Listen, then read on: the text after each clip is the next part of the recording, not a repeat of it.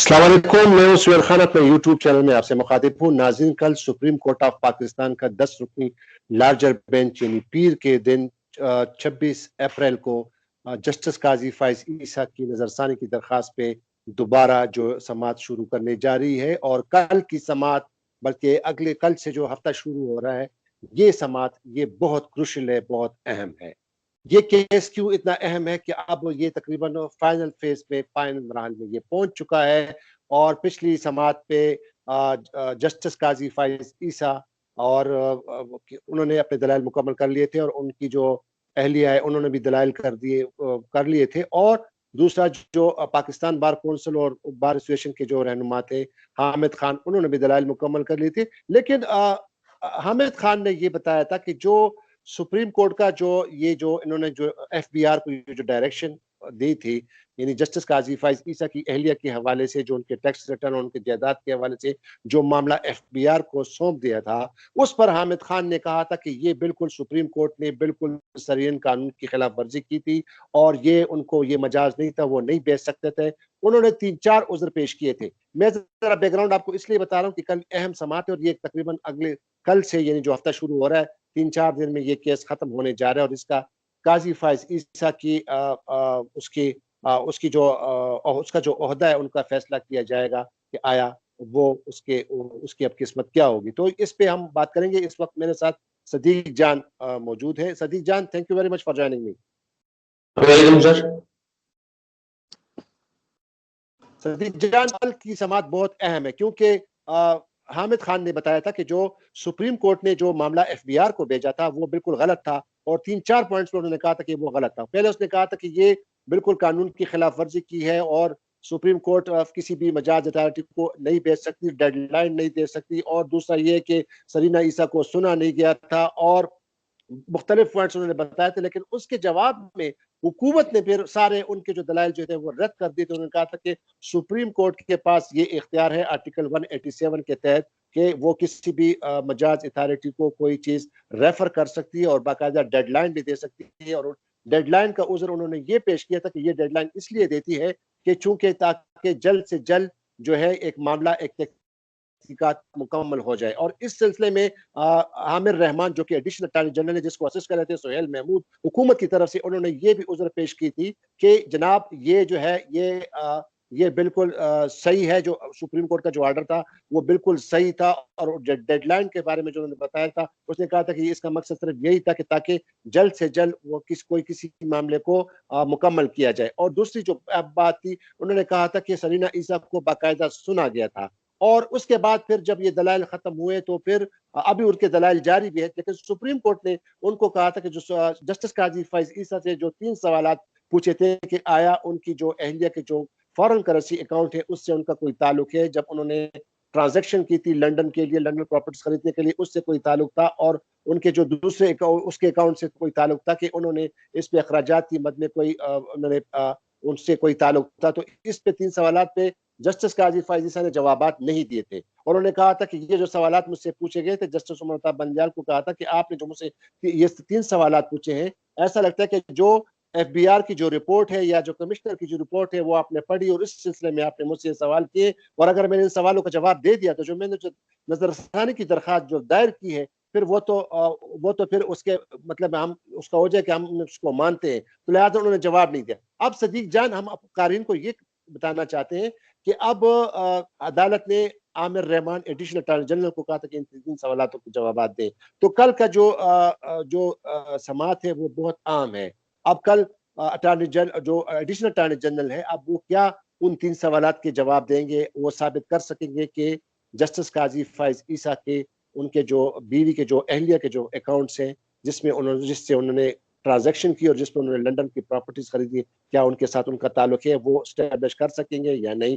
और दूसरा जो जराए ने जो ये बताया और खबर भी आई है कि हो सकता है कि लॉ मिनिस्टर फारूक नसीम भी अब दोबारा आए और वो दलाइल देंगे।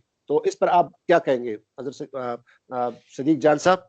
सॉरी सर, जो आपने दूसरा पॉइंट कहा है वो उसमें पहले बात कर लेता हूँ। जो आपने बैरिस्टर फरोग नसीम साहब वाली बात की है, सबसे इंपॉर्टेंट तो ये है कि कल बैरिस्टर फरोग नसीम अदालत में आते हैं, नहीं आते, आते हैं तो वो दलाइल देने का कहते हैं या नहीं कहते। और अगर दलाइल देने का कहते हैं तो क्या काजी फायज ईसा साहब इस चीज को एक्सेप्ट करते या नहीं करते, जो कि वो कभी भी नहीं करेंगे। और अगर वो एक्सेप्ट नहीं करेंगे, वो एतराज उठाएंगे, तो फिर बेंच की तरफ से भी देखना होगा कि बेंच क्या कहता है। बेंच फरोग नसीम साहब को दलाइल देने देता है या नहीं देने देता, या उनको कहा जाता है कि आप तहरीरी तौर पर अपनी गुजारिशात दे दें और आप दलाइल ना दें। उसकी वजह यह है कि अगर फरोग नसीम साहब दलाइल देंगे तो काजी फायज साहब ने जिस तरह से उन पर कीचड़ उछाला है, जैसे उन पर इल्जाम लगाए हैं, जैसे उनको झूठा कहा और बहुत कुछ उनके बारे में कहा, तो मेरा ख्याल है कि वो जवाब तो देंगे फरोग नसीम साहब। और वो जवाब जो देंगे, वो जवाब ज़ाहिर है काजी साहब के लिए मुमकिन नहीं होगा उसको सुनना, क्योंकि आपको पता है उनका टेम्परामेंट बड़ा शॉर्ट है और वो बहुत हाइपर हो जाते हैं, वो बहुत गुस्से में आ जाते हैं, वो बहुत जो है वो, अब मैं इससे ज़्यादा अल्फाज नहीं कह सकता, जज हैं वो। तो इसलिए सबसे इम्पोर्टेंट तो ये देखना है कि कल बैरिस्टर फरोग नसीम आते ही नहीं है, तो वो सिर्फ आ भी गए तो भी काजी साहब काफ़ी हमें जो है वो डिस्टर्ब नजर आएंगे, क्योंकि काजी साहब उनका नाम नहीं सुन सकते, तो वो आ जाएंगे तो फिर पता नहीं क्या होगा। दूसरी जो बात है कि जो हुकूमत से जवाब मांगा गया, देखिए हुकूमत ने, क्योंकि हुकूमत ने नई तहकीकात तो कोई नहीं की, हुकूमत ने तो क्या करना है कि जो वो खुद उन्होंने कमिश्नर एफबीआर जुल्फकार अहमद की जो ऑर्डर लगाया है काजी फैसल साहब की अहलिया ने, उसी में से वो जवाब बता देंगे कि उसमें क्या लिखा हुआ है। साथ ही उसको मुकम्मल जवाब जो है वो आज मेरे ख्याल जमा करा दिया गया होगा, मुकम्मल रिपोर्ट, मुकम्मल ऑर्डर। जुल्फकार अहमद के ऑर्डर के 25-30 पेजेस लगाए थे सीना ईसा साहबा ने। उनको कहा गया था आमिर रहमान साहब एडिशनल अटॉर्नी जनरल पाकिस्तान को कि आप ये पूरा ऑर्डर जो है वो साथ लगाएं।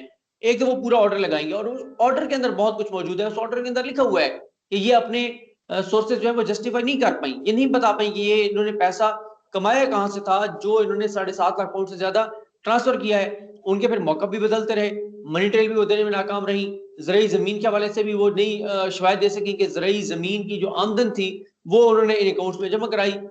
तो ये सारी वो चीजें हैं जो उन्होंने, तो ये जो सवालात पूछे गए थे उमर बंदयाल साहब की जानिब से, उन्होंने तो वो जवाब रख देना। उन्होंने कहना हमने, देखिए हुकूमत ने ये इल्जाम नहीं लगाया कि काजी फायसा साहब ने कहीं से कोई रिश्वत के पैसे से जो है वो असासे ये बनाए हैं, कोई करप्शन की है, कोई लूट मार की है, कोई जो है वो कोई केस में पैसे लेके फैसला किया है, या उन्होंने कोई मनी लॉन्ड्रिंग की, ये तो इल्जाम ही नहीं है हुकूमत का। हुकूमत का तो सिर्फ यह है कि ये असासे, ये जायदादें हैं, ये 3 प्रॉपर्टी सामने आई हैं। एक तो इन्होंने ये प्रॉपर्टीज डिक्लेयर नहीं की, ये मिसकंडक्ट है। दूसरा उनका केस यह है कि अब इनको इन प्रॉपर्टीज के सोर्स बताना चाहिए, सोर्स ऑफ फंड्स बताने चाहिए, पैसे कमाए कहां से, सोर्स ऑफ इनकम बताना चाहिए, ट्रांसफर बताना चाहिए। ट्रांसफर का तो बता दिया कि बैंकिंग चैनल से गए। अब मसला ये आ रहा है कि काजी साहब अगर जस्टिफाई नहीं कर पाते, उनके लिए जस्टिफाई नहीं कर पाती, तो क्योंकि पब्लिक ऑफिस होल्डर कहा जा रहा है जज को। अब पब्लिक ऑफिस होल्डर, अगर हम पॉलिटिशियंस के मामले में बात करें, हुक्मरानों के बारे में बात करें, वहां तो यही कहा जाता है कि अगर किसी की बीवी और बच्चे, इवन के वो इंडिपेंडेंट भी हो, अगर फिर भी उनके साथ और जायदादें सामने आ जाते हैं और वो जस्टिफाई नहीं कर पाते, तो जिम्मेदार जो है वो पब्लिक ऑफिसर होगा, जिम्मेदार वो होगा कि उसने बताना है, क्योंकि वो एक ऐसी पोजीशन के ऊपर है। तो ये बहुत इंपॉर्टेंट जो है वो सवाल होगा जिस पे कल जवाब देना है, और देखते हैं कि हुकूमत की जानिब से क्या जवाब जो है वो जमा कराया जाता है। अच्छा सदीक जान साहब, आपने कहा ना कि ये सरीना ईसा ने जो कहा है कि जनाब एफबीआर की जो रिपोर्ट है, जो कमिश्नर की रिपोर्ट है, कि उन्होंने मुतमईन नहीं कर पाया, उन्होंने नहीं बताया, सोर्सेज नहीं बताए। और तो कल तो फिर जो अब अदालत को हुकूमत ने बताना है, ये जवाब बताने। तो ये जो आप जो बात कर रहे हैं कि कमिश्नर की या जो जुल्फ़िकार अहमद की जो रिपोर्ट है कि जनाब उन्होंने हमें मुतमईन नहीं किया और उन्होंने नहीं बताया कि ये उन्होंने असासे ये एसेट्स उसके कैसे हैं और ये ज़राए कैसे हैं, तो फिर तो ये तो केस फिर कंक्लूड होने को आ रहा है। तो ये तो फिर सुप्रीम जुडिशल काउंसिल के पास जो एफबीआर के चेयरमैन की जो रिपोर्ट है, तो अब तो फिर ये तो फिर आपकी इससे ये तो फिर सारा केस वाज़ेह हो जाएगा, क्योंकि सोर्स उन्होंने नहीं बताया। तो ये तो फिर बहुत मुश्किल हो सकती है, एक बात। दूसरी बात ये है कि दूसरी जानब अगर कल को फर्ज करें फरूक नसीम आता है, तो कल तो आमिर रहमान ने अपने दलाल खत्म भी नहीं हुए, कल वो भी सारा दिन लेंगे। और कल है 26 तारीख, लेट सपोज अगर फरूक नसीम आया तो वो भी फिर टाइम सीख करेंगे। और अगर फरूक नसीम आया और उन्होंने दलाइल शुरू कर दिए, तो जिस तरह आपने कहा और हम भी देखते हैं कि क्योंकि जस्टिस काजी फैजी साहब अपना टेम्परामेंट लूज कर जाते हैं, पिछले जो जुमे को दिन भी जो बार बार इंटरप्शन कर रहे थे, तो ये तो फिर मामला फिर खराब हो जाएगा। ये तो 3-4 दिन है और कहीं ऐसा ना हो जाए कि फिर ये मुलतवी करना पड़े, और क्योंकि जज साहब जस्टिस मंजूर अहमद मलिक साहब रिटायर हो रहे हैं 30 को, तो 30 को तो वो नहीं होंगे, 29 को मतलब है वो जाएंगे, 29 को अपने वो रोप जम करा देंगे। तो ये फिर ये तो बड़ी मुश्किल हो जाएगी। अगर आपके इस कमिश्नर की रिपोर्ट के मुताबिक जब उसने FBI ने खोला कह दिया, तो ज़ाहिर है हुकूमत भी यही कहेगी, और फिर अपने हुकूमत ने ये बताना भी, एस्टेब्लिश भी करना है कि काजी फायज ईसा के अकाउंट्स के साथ उसके जो है ताल्लुक था या नहीं था।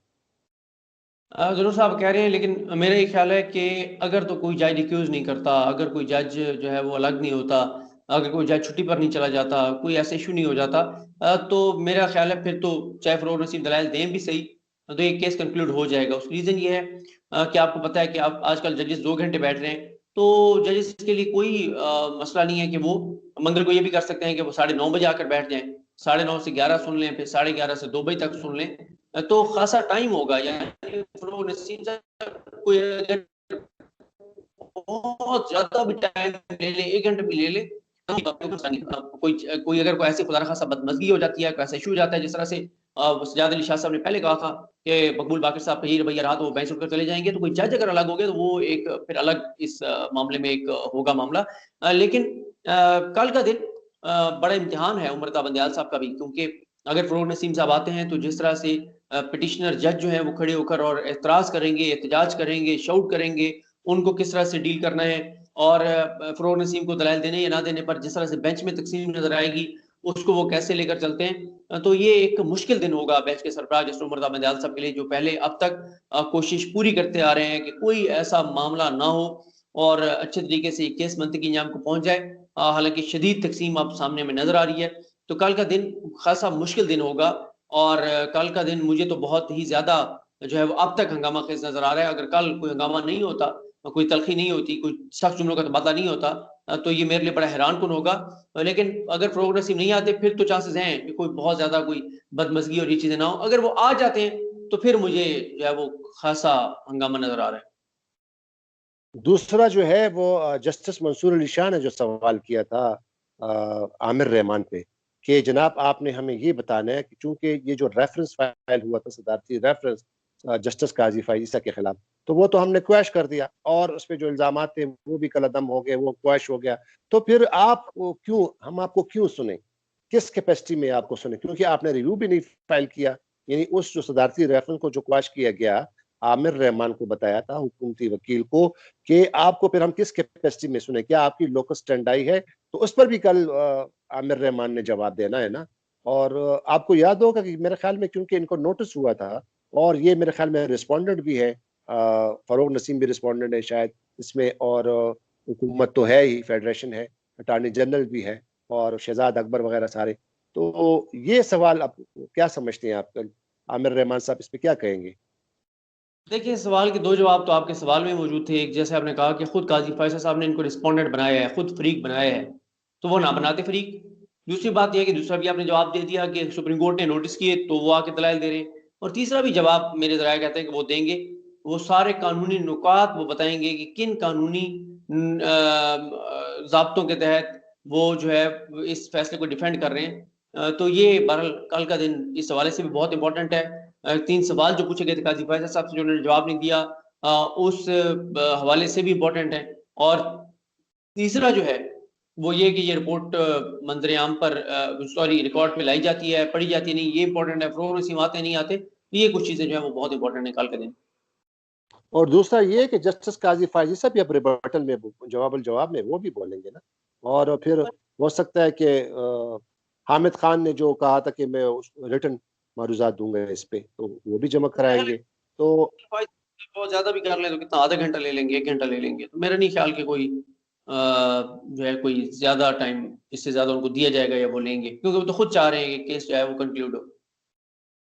तो अगर हम सम अप करें तो कल का जो आप कह रहे हैं कि कल ये वाक़ई क्रुशियल समात है, तो कल हुकूमत की तरफ से पहले तो ये 3 सवाल के जवाबात देने होंगे, और अगर 3 सवालात के जवाबात दे भी दिए, तो फिर तो हो सकता है कि शायद कोर्ट जस्टिस काज़ी फ़ायज़ ईसा से भी कहे कि भई आपने हमें सवालात के जवाबात नहीं दिए, या फिर उस पे फिर उसकी ऑब्ज़र्वेशन आ सकती है, कोर्ट की ऑब्ज़र्वेशन आ सकती है कि चूँकि उन्होंने तो जवाबात नहीं दिए, लेकिन अब जो हुकूमत ने जवाब देंगे, तो उस पे फिर क्या हो सकता है? ये एक बमशेल होगा कल, अगर वो मुकम्मल ऑर्डर जो है वो पेश कर दिया जाता है। तो देखते हैं कल ये बमशेल सामने आता है या नहीं आता। बहुत बहुत शुक्रिया सदीक जान। जी नाजरीन, तो अब कल की समात 11 बजे फिर 10 रुकनी लार्जर बेंच जो जिसको हेड कर रहे हैं जस्टिस उमर अता बंदयाल, कल एक बहुत बड़ी क्रुशियल समात होगी। बल्कि कल से जो हफ्ता शुरू हो रहा है ये 3-4 दिन है और अब इसमें इस रिव्यू दरखास्तों का अब फैसला करना है। और अगर मैं आपको थोड़ा सा बैकग्राउंड बता दूं तो ये रिव्यू दरखास्तें जब लास्ट ईयर 19 जून को सुप्रीम कोर्ट ने जस्टिस काजी फैज ईसा के खिलाफ जो रेफरेंस था जो दायर हुआ था उसको कलअदम करार दिया था, उसको क्वैश कर दिया था। लेकिन उसमें से 10 जज साहिबान में से 7 जज साहिबान ने जस्टिस काजी फैज ईसा की अहलिया का जो टैक्स का जो मैटर था, जो कि जायदादों का जो मामला था, वो एफबीआर को रेफर किया गया था। एफबीआर को क्यों रेफर किया गया था?